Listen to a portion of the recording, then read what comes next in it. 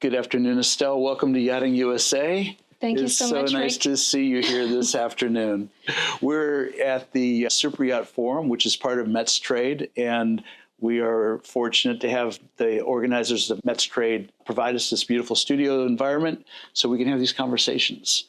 And the interesting conversation that seems to be so common this week is the conversations around crew welfare, mental health, well-being, the way our profession, our industry is working or not working, depends on your perspective, with professional crew and how that supports our yachting industry. So, Estelle, you have been part of the yachting industry in crew, a chef, right? Absolutely. For 7 years, actually. We want to hear the story. What got you into the wonderful world of yachting and into the world of being a chef? And I just want to hear about your experience because I think it's important. So basically, becoming a chef comes from like a passion for food, absolutely. Sure. So I did the Paul Bocuse Institute, worked in several like Michelin star restaurants.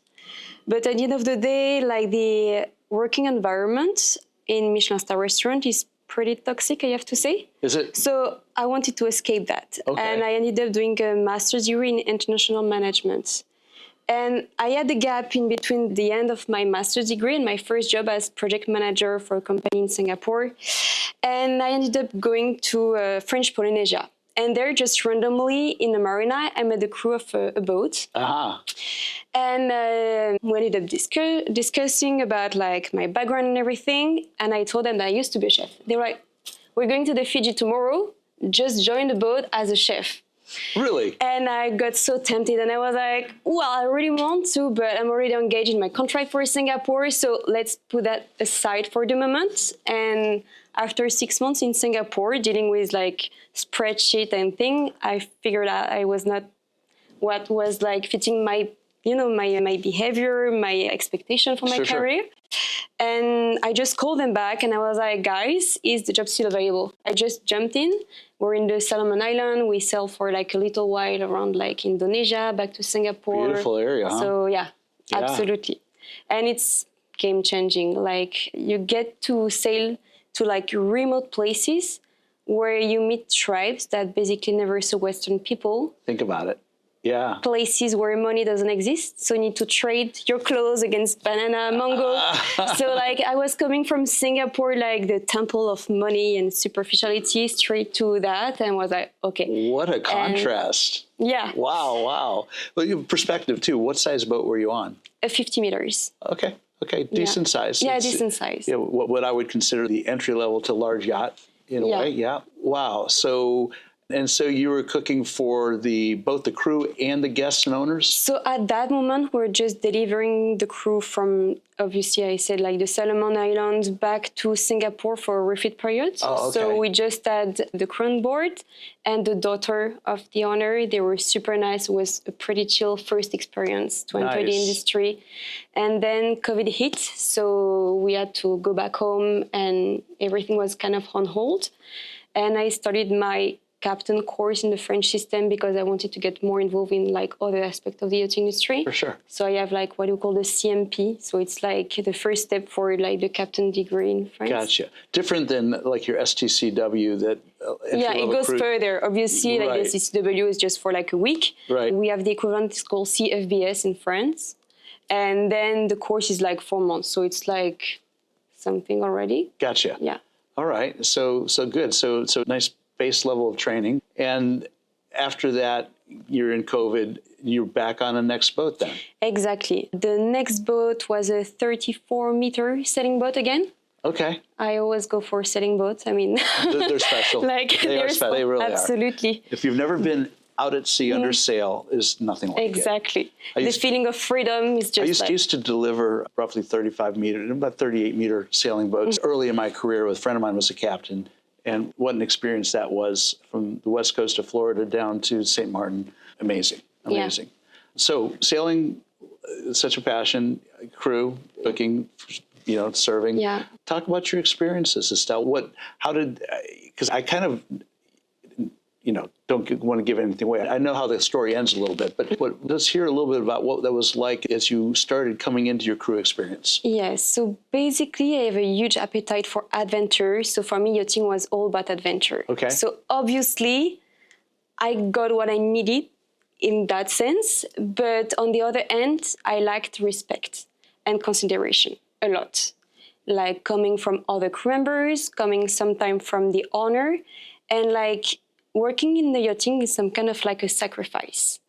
Like you don't attend the wedding, you can't attend like birthday, your grandparents pass away without you being around. Right. And it's like a huge sacrifice, and not a lot of people speak about that. Right. They're just gonna see like the glamorous picture of the yachting industry, but they miss the point, which is the sacrifice that we need to handle. It's a 24/7 job. Yeah. There's no second shift.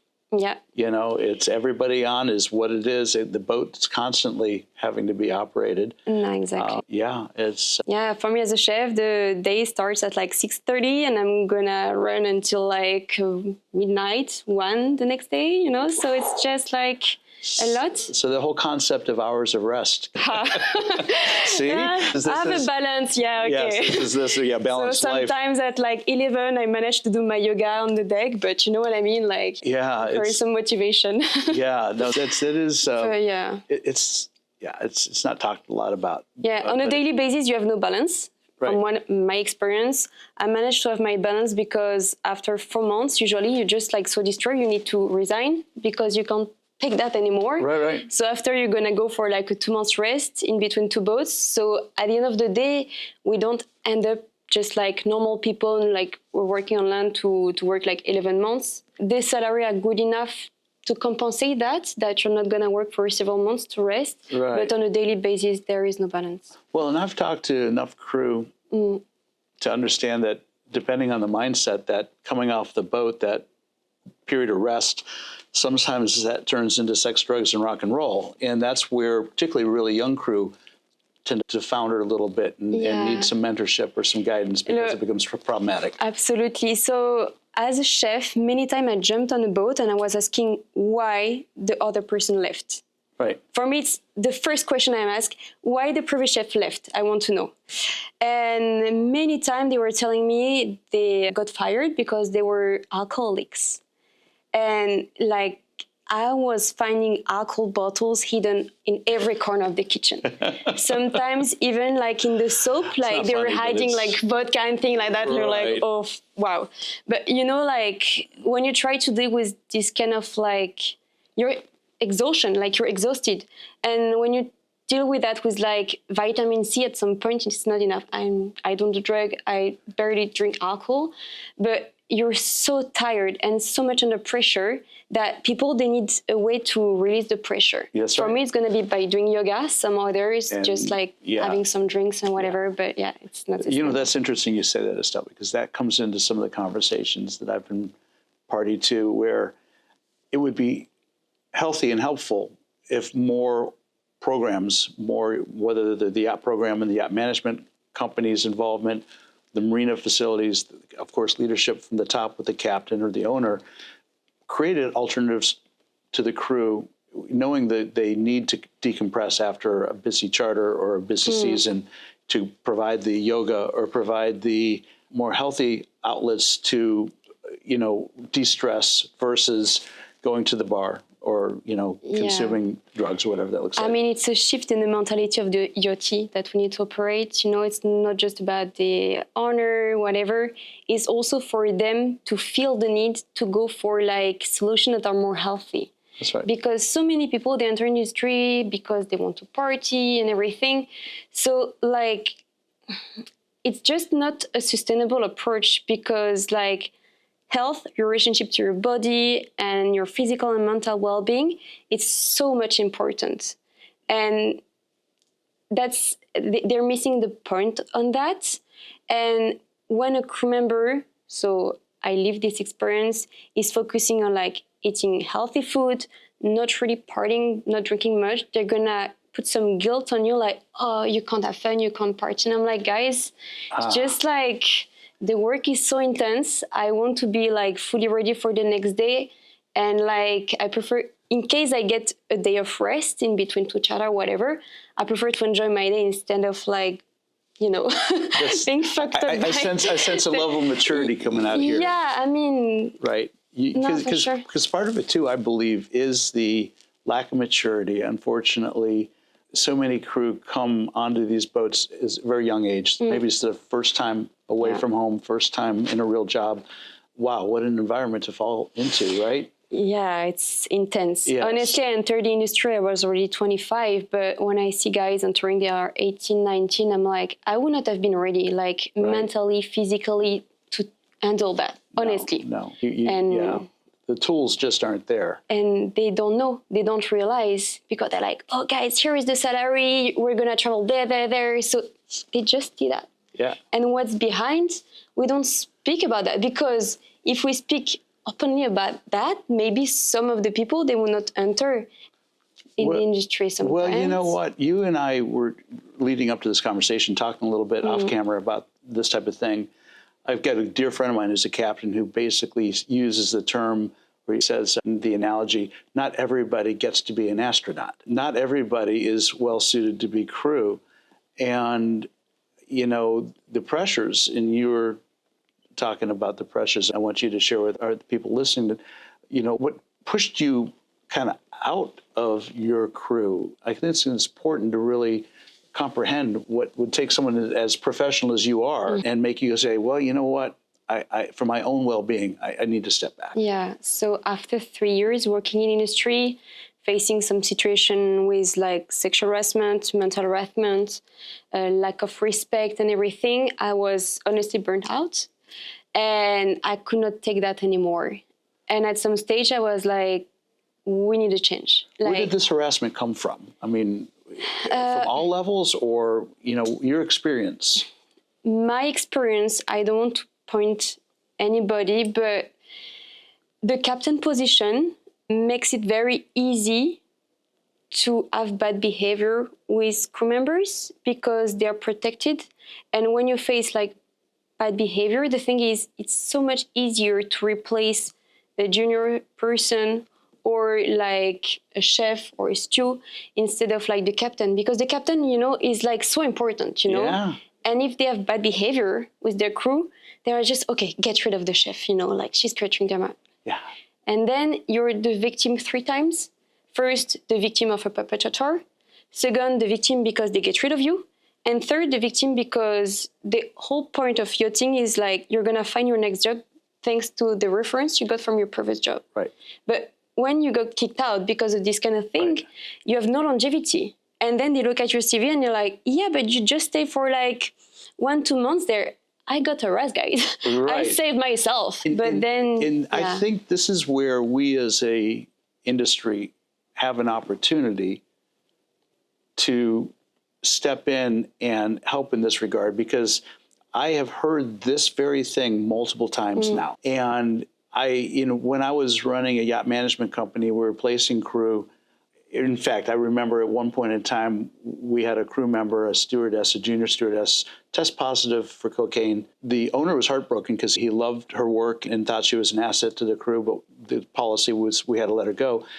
He actually wrote her a letter of reference to help her find her next opportunity. Okay. That I give a lot of credit to that particular owner and the kindness that exhibited. But certainly I've seen the other side of that coin where, you know, the captain will push somebody out because he's the problem or threaten, essentially saying, well, you can leave, but you won't get a letter of reference.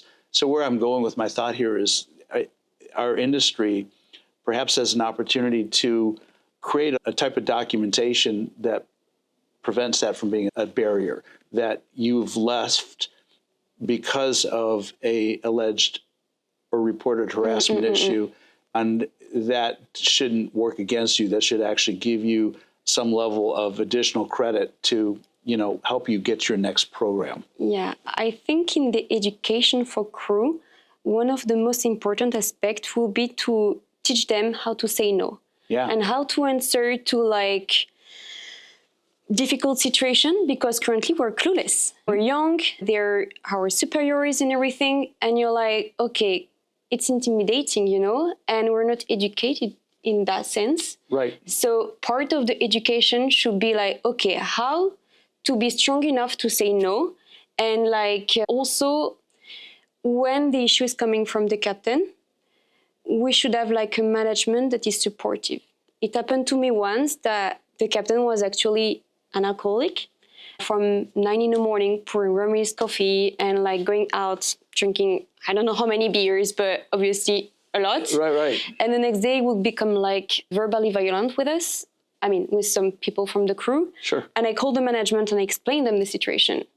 And in the next 10 minutes, I got my letter, like they were getting rid of me.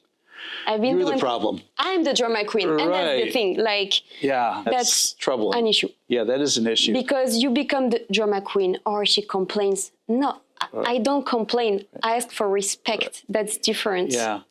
Well, and also, if you have a captain who has a drinking problem, you know, he's in charge of the boat. He has the responsibility and the duty of care for the vessel, the owner's asset, and the crew. Yeah. And you can't do that and be intoxicated, and that just doesn't work. So, you know, there should be a reporting system, and people. It's just like when you see these occasional reports where airline pilots are being arrested in the jetway because someone reported that the airline pilot smelled like alcohol and then he tested positive.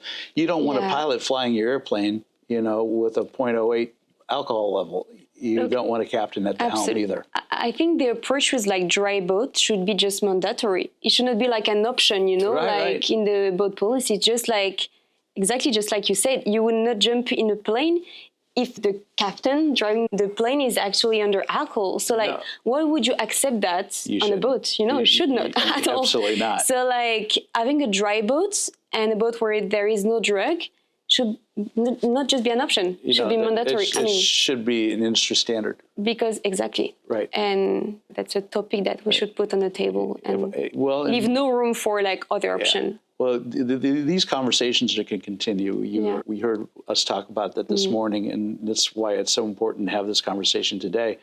So after 3 years, you, for your own mental well-being, essentially said, yeah, I was over it. I was like, I can't work in the industry anymore. I mean, I'm really deeply attached to this industry because I'm an ocean lover. I do freediving, I do spearfishing. Like for me, all the sailing part and like traveling to remote places is like, if I could do that all day long, I would, you know? The thing is like the barrier is that the lack of respect, the lack of transparency, the lack of safety. So I was like, instead of working in the industry, why don't you work on the industry? And I was reading this book when I was burned out about like ikigai, because I was like, all I've been doing in the past 3 years was being a chef on boat. So like, what should I do with my life? And I was reading this book, How to Find Your Ikigai. And like the writer was saying that sometimes you find it in like the thing that triggers you, that, you know, like it really piss you off. So I did a list of everything that was pissing me off. And many of like the aspect of this list was covering obviously the yachting industry. I was like, okay, I have this list. How do I find solutions? And my point is that I still want to be free to travel. I don't want to settle down in one place. So I'm like, okay, maybe an app like a digital solution is a good alternative, because you can find solution and you can continue like traveling around, because as soon as you have like internet, you can manage your business. So this is where the idea of SEANERGY comes from. Exactly. Synergy, but SEANERGY. Synergy. I love that. Because the point is to create more synergy among the industry. Yes. And the whole point is that it's basically a comprehensive ecosystem gathering all key players from the industry. So we're gonna have like from the beginning 11 like user profile, from yacht owners, captain, crew members, manager. We're gonna gather also suppliers, service provider, and I want to involve marine organization, crew health organization, and wealth experts to be able to guide crew members for preparing their future. Wow. Yeah. Now, how do you go about finding these participants? What's going to be the magic here to get people to say, let's do this. It's good for the boat. It's good for the program. It's good for the profession. So one of the biggest challenge in the industry is time. We're always running after time. Oh, yeah. So I developed solution that is going to help us to streamline many processes so we can save time. And the time we save, we allocate it for human solutions, the well-being, the welfare. But like there are many people focus on the welfare and whatever. They're a great solution, but where do we find the time? You know what I mean? Like when you have a shift that starts at like 6:30, runs until like the next day because Right. And there's no time. There is no time. There is no time. And we need to make the time. And also to make the time, I think we should implement more and more like rotational position. So at the end of the day, people would have more time to focus also on their well-being. For the benefit of those listening to this that may not know, explain what rotational positions really mean, what they do for the boat. Basically, as a chef, I got the chance to get a rotational position once, and I think it's a pretty healthy solution. Right. So you would jump on the boat for 2 or 3 months, and then you have another chef coming over for another 2-3 months. So basically, you're 2 months on, 2 months off. And those 2 months off are for your well-being. You exactly. can do what you so you need can to want rest to do. and rebuild yourself There you to, fight again for the upcoming next month. Right. But yeah, right. It's a great solution. Do the owners bear an expense in this? How does that work? Does your salary continue, or do you walk away from your salary while you're off rotation? There is different policy. Some boats, they're just gonna cover like the same salary. Some other, they're gonna lower a little bit your salary, but yeah, you obviously still get paid when you're off. Okay. Yeah. So, but it is really, when you think about it, for the health and well-being of the vessel's crew and its operation. Honestly, when you see the amount of money people invest in like the recruitment process, at the end of the day, like with the turnover and whatever, you lose time, you lose energy, you lose money. So having like a very stable team that is here doing rotation, I think it's a pretty healthy way. And at the end of the day, I didn't conduct any study, maybe I should, but I'm sure you would save money. And for sure you would save time and energy. There you go. And from my own experience in managing yachts and working with crew, used to be only the head of departments would go on rotation, and that was really helpful. But now I hear more and more junior positions are also finding rotational positions. I mean, they should, because junior position, they have a lot of like physical pressure, maybe a little bit less mental pressure, but physically, like honestly, I mean, there is boats that have like seasonal position. So obviously a rotation position would not make sense. But like when it's like long-term contract, I think it's the only way to deal with that. I mean, it makes sense. It makes sense because, I've talked to crew that are on a very busy charter vessel, and it's amazing when you think that they're doing back-to-back charters with typically 1 day or sometimes, even less than 1 day turnaround. It's insane. And so you think about what that looks like, and imagine, and this is where people that don't understand the yachting industry and understand the crew role will become quite surprised. Imagine you have a job that you're going to go to work on Monday morning, and you'll get off work 4 months from now. And you're going to work every day for the next 4 months. And it's not an 8-hour day. It's a 15-hour day. It's a 16-hour day. It's an 18-hour day sometimes, day after day. That is exactly what a lot of crew experience. And we talk about hours of rest. And that's a nice concept. So this summer, I was employed on a boat. The owner, great people, they love my food, everything was fine, but they would stay on the boat like nonstop during more than 2 months. And like, they would not go to the restaurant because we're in check-in, they were complaining about the food in the restaurant, so they would be always on the boat. So like, for the whole team, it was a lot of pressure. And even if it's like a short season, 2 months doesn't sound like that crazy, but when it's nonstop, 60 days. It's a lot. It's a lot. Like I said, get up in the morning, go to work for 60 days, and then talk to us, right? Exactly. And we should have a little bit more understanding also on the side of the owner, maybe a bit more education and a more like human approach when it comes to like the investment it is, because I think they just don't realize that. They don't. I've actually talked to owners who were kind of had an epiphany moment when they realized that, oh, you know, the fact that I'm expecting service at 1 a.m. is taking away from tomorrow's quality of service because I'm keeping crew doing things that maybe they shouldn't have to be doing right now. They just didn't occur to them necessarily, which is or isn't their fault. But, I think there's a part of our industry that does not do a good job in educating our owners that come in about the culture and the behaviors that happen on these boats. Yeah. And when you tell them, sometimes they're just going to say, but I pay for that. Yeah. I understand, but our lives have a price as well, and like that's where our like physical well-being and mental well-being get involved. And for me, it has no price,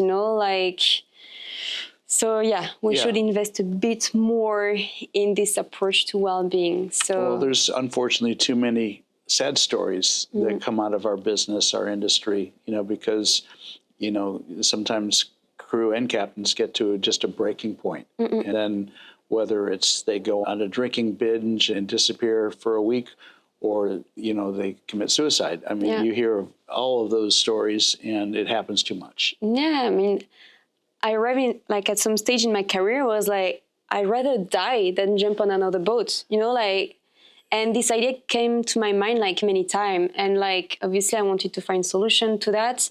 So people don't face, like this reality.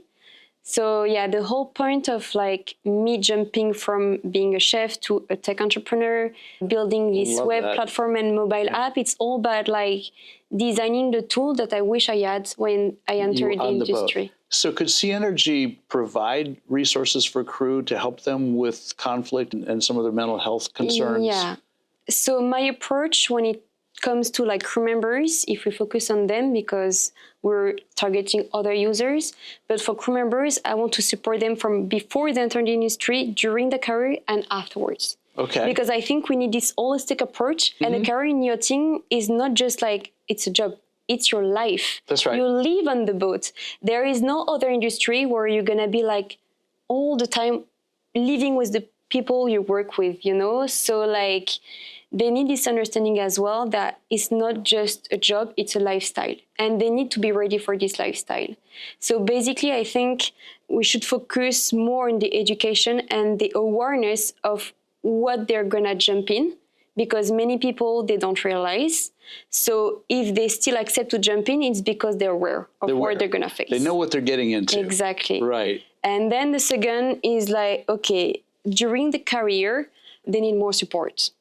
And the support currently is really hard to find because we have a lack of transparency. When you arrive on the boat, as a crew member, there is two things you're going to check is like, okay, what's my salary? And what is the starting date and the finishing date, And there is many other layers we should consider. And when it comes to like the flag and like other concern, for example, like what are the other people working with you? Right. Because some people, maybe they are good professional, but they are not going to match. So we need this understanding also. Exactly. Right. What is the cultural match in between a crew and a boat and the crew between other crew members, And for instance, something as basic as is the boat operating as a private vessel or a commercial vessel? Two different programs and expectations. Absolutely. And what crew knows is going into it. Yeah, it's hard to understand what is going to involve. Obviously, people, most of them, they're going to be choosing charter boats because there is more money. That's right. But then there is also more pressure sometimes. And it's all about balance, That's right, too. Yeah. So my whole point was that, okay, during the career, what would be the ideal system where they could find the support easily? So in the app I'm designing, I wanted to create a dashboard where they can deal with like the operation of the vessel. They can deal with their personal life as well, with like personal development toolkit and well-being, entertainment and things like that. Sure. And then also like an emergency support. So basically you're facing any kind of like issue when it comes to harassment, assault, thing like that, you click the button and you have a helpline like 717, 24 and 24 with people that are here to acknowledge what happened. Right. And then I want to create a network of legal support and therapy support to help you tackle the challenge. There because you go. like There you go. we were assisting to like a conference about IS1 and everything. They were gathering the data and they were saying that in their helpline, most of the issue were coming from the fact that there is issue with their contract and whatever. And I deeply believe that the situation is actually that more people would like to speak about harassment and things like that, but they don't find the courage. Because when you face harassment, when you're assaulted and things like that, it's really hard. It's really intimidating to go and seek for help. Right. Well, and you also, most crew are signing NDAs when they come on board. There's that intimidation factor that if you do use your voice, you know, you'll be discredited or you'll be sued. Yep. You know, and so the whole culture right now is not, from my observation, for the true well-being of the crew. There's a lot of talk about the well-being of the crew, but at this point in time, not enough changes happen to truly provide that well-being. It's a culture of like fear, honestly. Yeah, it's a fear culture. You're like so vulnerable as a crew member. Yeah. And also there is this mentality, and I heard that from like manager or captain, and they're like, guys, like crew members, you're like fuse. We take you, we use you, we break you, we replace you. Wow, that's it. What and I was a fusible shocked. link in the system. That Estelle, that right there. That's, and like, and it's like, it's the reality. You know what I mean? It's not just like some random sentence that I heard. It's the reality. Yeah. I felt like a fuse that they would just change in like. That's sad. Well, you know, Estelle, the reason that I asked if you would sit and talk to us today is, one, I think SEANERGY is a really interesting platform. I'm thrilled that you're doing it. I think it's really cool that you've made this transition into tech and you're using your experience on board at sea to bring the knowledge that the average person won't have in putting together something like this. I also hope that you motivate other crew to come and sit with me and have these conversations. I think it's giving a voice to people that have been crew. And eventually I hope to have owners also joining this conversation, that we start talking about how we resolve these gaps that exist in the way things are done. The approach currently, I think, when they speak about changing and shifting the industry and whatever, it's a very like top-down approach. When the change, I think, should become like more like bottom-up approach. Right.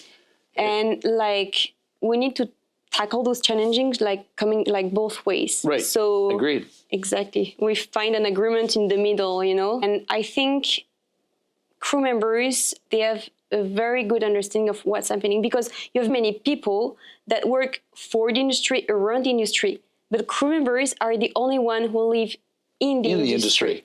And fully immersed. Exactly. Yeah. And when you don't experience like the vulnerability, when you don't experience the lack of safety or lack of transparency, the lack of respect, you can't understand what's going on.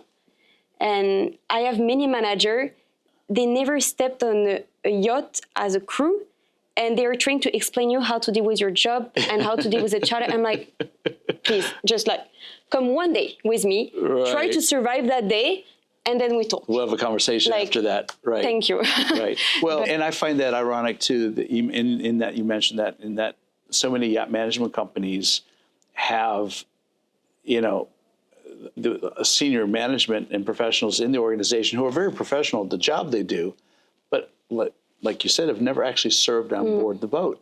It's like, go drive your car if you don't have a license. Right. You know what I mean? Like. Yeah, it's a good point.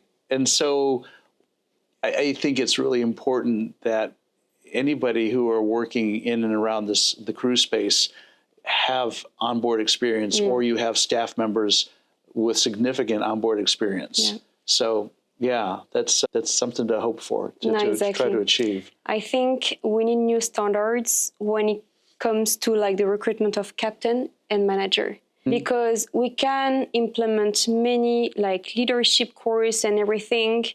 Some people, they are not born leaders. No. And even though you teach them, they're never going to become good leaders. Right. And never they will be able to lead a team.